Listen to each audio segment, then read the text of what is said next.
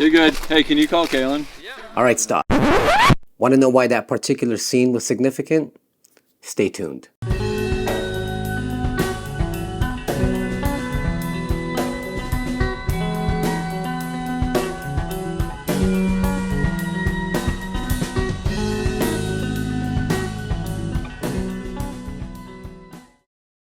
All right, in case you did not catch that, rewind. Hey, can you call Kaylin? All right, I want you to imagine this. We were on the tail end of the Florida Adventure Trail, middle of the woods, no kind of cell signal, and my friend Brad from Overland the Ruse injured himself. He wanted to make sure he was able to contact his wife, let her know what's going on so that she doesn't worry, and luckily for him, he had just installed the WeBoost about 6 months ago, and I had been eyeing a WeBoost for a while now, and it was at that particular moment that I knew that I needed to have one. The WeBoost is a cell signal booster, and if you are new to overlanding, I'm sure you've probably seen a ton of rigs with this little weird antenna and asked yourself, like, what the hell is that? Like, I know when I first saw one of these, I was like, what does that even do? If you have been in overlanding for a while now, then I'm sure you've heard of WeBoost and have probably even considered getting one yourself.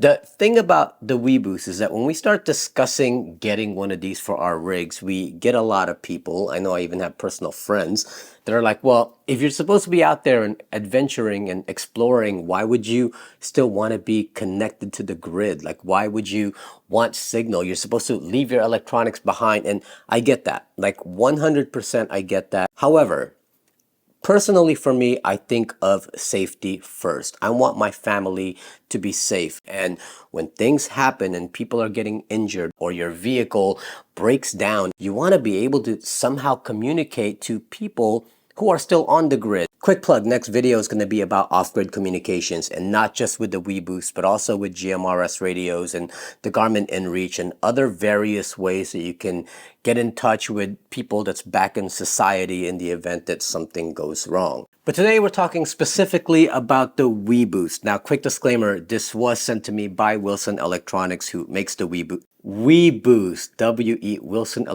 I just got that. Kudos, that's pretty dope branding. All right, now I'm sure you're watching this video because you either want to see the install or you have some questions, and I will do my best to answer the questions that are most commonly asked. I know these were the same questions I had when I first heard about the WeBoost. And number one is, do I get signal when there isn't any? And the short answer to that is no. Like if you are in a location where there is absolutely no signal at all, then there's nothing for this thing to boost. This is a cell signal booster. So as long as you can get even a smidgen of a signal, if you're in that place and it has a little bit of signal, then this can boost it for you. And number two, do I have to like connect this to my cell signal, like to my cell service? No, you do not. Like that's not how this works. Like you don't take this to AT&T and be like, hey, I'm installing this, and then they have to activate it. No, it's basically just getting whatever signal is out there and then boosting it. For example, if me and my friend Brad, let's say he's with Verizon and I'm with AT&T, and we're in an area where there's absolutely no Verizon signal at all, but there is a little bit of an AT&T signal, this will boost whatever's out there. So my phone will probably get signal, but his will continue to not have signal, if that makes sense. And then the third question is,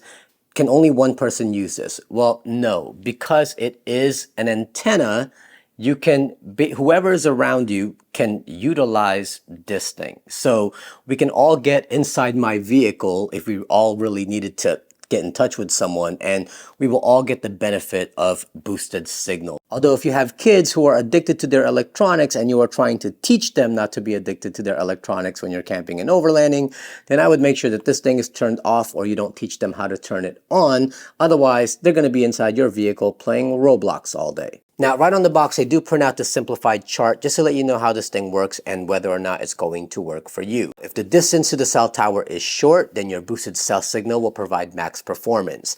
If the distance to the cell tower is medium, then your boosted cell signal will provide better talk, text, and data. And if the distance to the cell tower is long, then your boosted cell signal will provide good talk, text, and data. If the distance to the cell tower is out of range, then your boosted cell signal will provide None. Now what I'm really excited about is this is their Drive Reach Overland Edition. This one is specifically made for overland vehicles and sprinter vans, that type of thing. And it's not just a marketing thing. There's reasons why this particular kit is good for people like us, and I'll show you exactly why that is.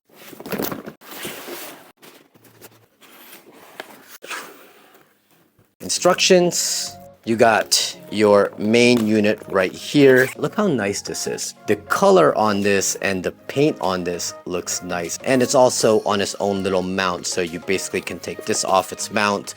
You mount this up first and then this kind of just snaps on. So we will be mounting this to the vehicle somewhere. And then once we're ready, then we can go ahead and just plop this on there. And what I like is that it's rubberized like right around here. So you're not getting that like scuffed up type of thing whenever you put it on its mount. See, it's actually really nice and soft and it protects it really well. The infamous antenna, it is actually a lot lighter than I imagined. I always thought this thing was going to be heavy. It feels like an empty water bottle. You notice that there's no antenna like bar on this because you actually get those right here and you can choose the length. I think they only give you one for this particular one, but there are others like the RV versions that have like 2 or 3 of these and you can make them as long or as short as you want. But in this particular kit, it looks like there's only one for the Overland kit. And then over here we have a spring for your antenna. If you are going on trails or whatever and you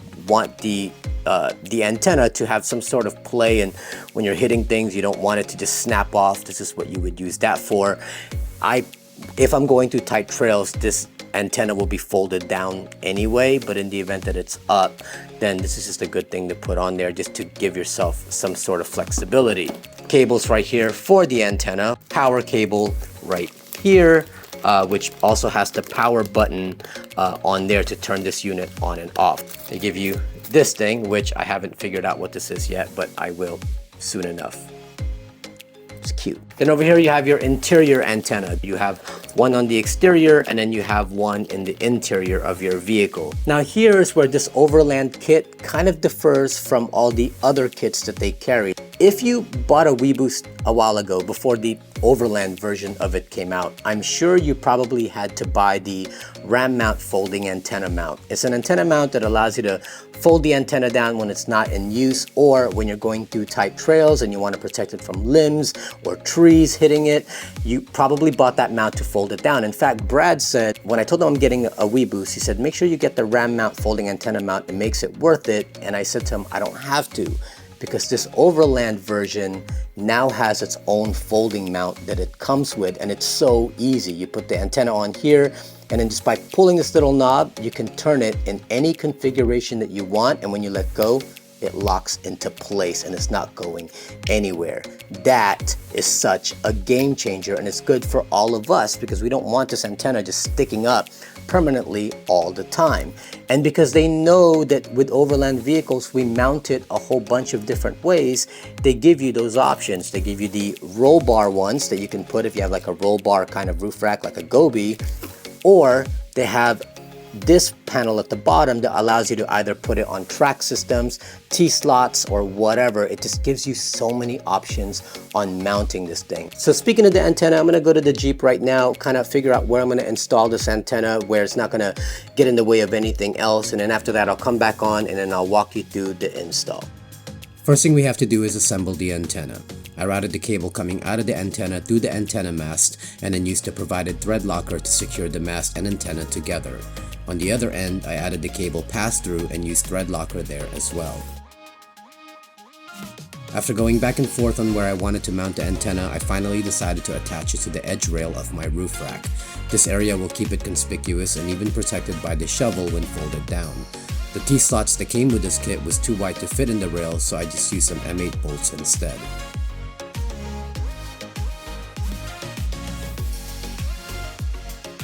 Now this kit comes with a bracket that clips onto the antenna mast when folded down.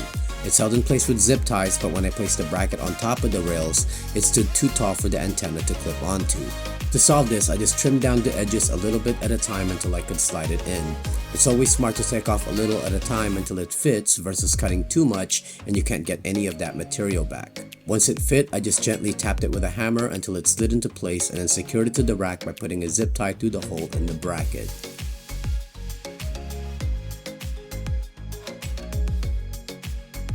With the antenna secure, it was time to route the cable to the inside of the vehicle. I first went down the side of the vehicle and then across the other side using one of the edge channels at the end of my roof rack. For this particular install, I opted not to cut another hole in my hardtop, but instead just went behind the rear window, down that channel, and then inside the Jeep. I don't want to make this an ultra permanent install, as I would like the option to easily move this to another vehicle if I chose to in the future. With the cable in place, it was time to mount the interior antenna, which I decided to mount above me on my overhead molly panel. And again, because I didn't want this to be a permanent install, I just used the provided Velcro strips to hold it in place. This also allows me to move the antenna if this area isn't the optimal place for it.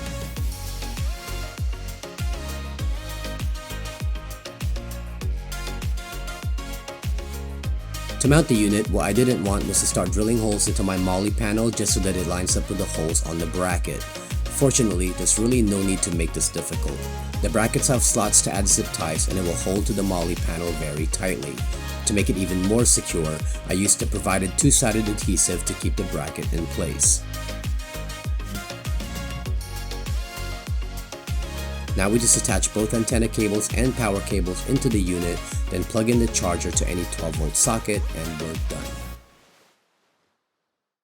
Alright, so let's just go over the install so you can see exactly what I've done. Got my antenna mounted right to the side rail of the Frontrunner Slimline roof rack.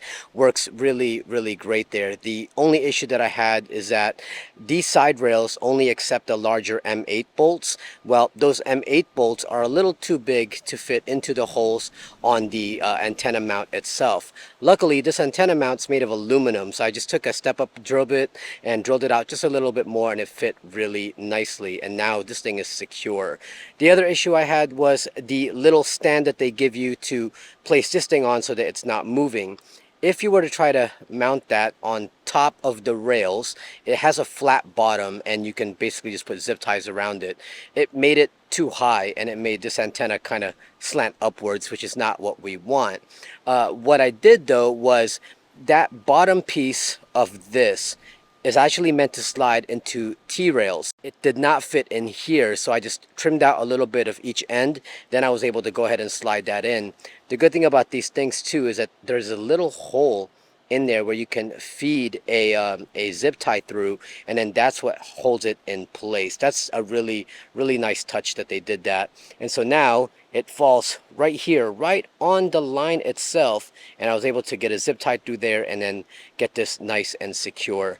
Then over here, I didn't show this on camera, but I put the two cables together and then I went and used some heat shrink to kind of close it together so that it's waterproof. The kit comes with some heat shrink. Just use a heat gun and that'll kind of make it nice and secure for you. Now coming over to the back, I have the cable feeding into that bottom rail of my roof rack. Runs all the way across, comes out on the other side, then I have it feeding down and into the channel of my rear window. Now inside, I do have that cable going behind the weather stripping that's here. I made sure that if I was going to tuck it behind this weather stripping, any water that might come in should just be able to drain all the way down and not go into the vehicle. But this little weather stripping kind of keeps that cable in place. So it runs all the way down to here and then tucks underneath here and then makes its way inside the Jeep without any kind of water intrusion. And then from back there, it goes from right over there. I tucked it all underneath this carpet. It kind of comes up behind the unit, through the loop at the top, and then plugs into the unit itself. I love how this thing got mounted. It's super secure. It's not going anywhere, and I didn't have to use any kind of bolts or any kind of screws or anything like that. The tricky thing is this back bracket it sits flush on the unit. Once you put the unit on, it's flat on there. So you can't be using any kind of bolts that might stick out a little bit, otherwise it won't hold this unit. I wish they would have kind of made that design a little bit better, where it's a little bit more indented to give you space for like a bolt head. Instead, what they have behind there is just a somewhat indented little hole where you could put a screw in, and you can screw this to like a piece of wood, and that screw won't get in the way. But if you were to try to put a bolt with a bolt head, it will definitely get in the way from you trying to pop this thing on. Good news is the back bracket has these two holes at the top and at the bottom where you can feed these zip ties through and then just hold them in place. So I used the sticky back tape, the double-sided, put that on there just to kind of keep this from moving around. Then I used some zip ties up here and then some at the bottom, and now like this thing is not going anywhere. Coming out of that box, we also have our interior antenna, and I have it mounted right in front of the Midland MXT575 GMRS radio. Finally, the last piece of the puzzle is the power. The power just gets plugged into here. I routed all that excess wire over to this 12-volt socket. This 12-volt socket used to run my fridge, but I actually run my fridge off of this one now. So I've been wanting to utilize that 12-volt socket for something, and now I have it dedicated just for the WeBoost. All you got to do is click this thing on, and that'll turn the WeBoost on, and you will be good. And that is basically the entire install in a nutshell. I've been pretty much driving around town trying to find a spot where we have very, very little cell signal. Like I'm talking 1 to 2 bars, but that's just proving to be difficult. Looking at the AT&T coverage map, I would have to drive probably about 2 hours out of this area just to be able to find that spot. However, here I was in my usual spot filming my B-roll for the WeBoost, and I realized that I have 2 to 3 bars on here. This might just be a great spot to try and test it out. It's not going to be super scientific. I mean, we still have a pretty decent amount of signal here, but if I can at least see if we can get some sort of boost, I think that would be pretty awesome. So as you can see right now, I am on 5G, actually 2 bars. Works out. Let's see if we can get some sort of boost. I'm still showing 2 bars. Do I need to hold it up to this thing? Hey man, so I'm on my WeBoost. I'm speaking to Brad on the phone right now. I'm on my WeBoost, and I turned it on. I have 2 bars on the phone, but it hasn't really jumped or anything. Do I need to do something with the phone too, or no? You can trick the phone into making it look for more signal by going into airplane mode for about 10 seconds. Coming out of airplane mode, it's going to look for that signal, and it's obviously going to choose a signal that's higher, so it's going to jump onto the WeBoost signal as opposed to the signal it already has. Oh, okay. I'm going to go and try that real quick, and I will get right back to you. So let's try going into airplane mode like he said, and then turning it off airplane mode right after that. Give it about 10 seconds, and then turn it back on. All right, let's see. Searching. Oh, look at that. It worked. It jumped to like 4 bars. I now have 4 bars when I only had 2. So, quick tip. Go to airplane mode for about 10 seconds. Turn it back on, and it'll force your phone to find that signal.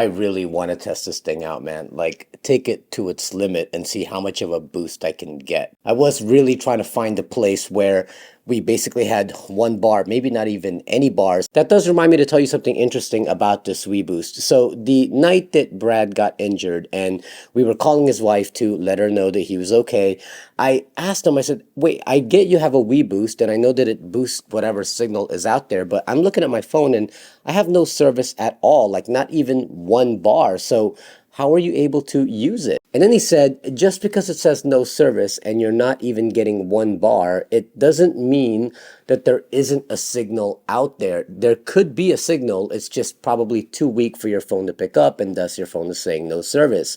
But this is a WeBoost, and it will take whatever signal is out there and amplify that for you. So his advice was, even if it says no service, just flick the WeBoost on anyway and see what you can get. But yeah, so I was trying to find a place like that, somewhere with one bar or maybe not even any bars at all, just so I can see if I can push this thing to the max and grab whatever signal might be out there. But I promise you, I will be going on trips very soon where we are going to go to places where the signal is going to be sketch, and then I will be able to really test this thing out and let you guys know if having a WeBoost is a huge benefit to your rig. But let's talk installation, because installation could not be any easier. It's really just an exterior antenna that plugs into this unit, and from that unit you have an interior antenna that goes inside your vehicle, and then you put power to it. That is it. I looked all over the place on my vehicle on where I was going to mount that antenna, and I ended up settling for the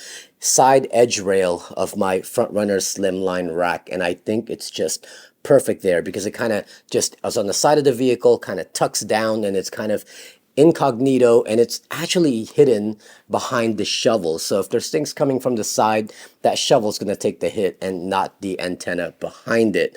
My only concern about where I put it right now is when it is propped up, it's going to kind of be in the middle of the opening of my rooftop tent, and I was wondering to myself, like, is that going to be a pain in the butt? We don't come out of that area anyway. Our ladder's kind of off to the side of it, but is it going to be a pain in the butt having this antenna there? But then I thought that antenna is never really going to be up the whole time. The only time I'm ever really going to put that antenna up is when we don't have service at all and we really need to use our phones.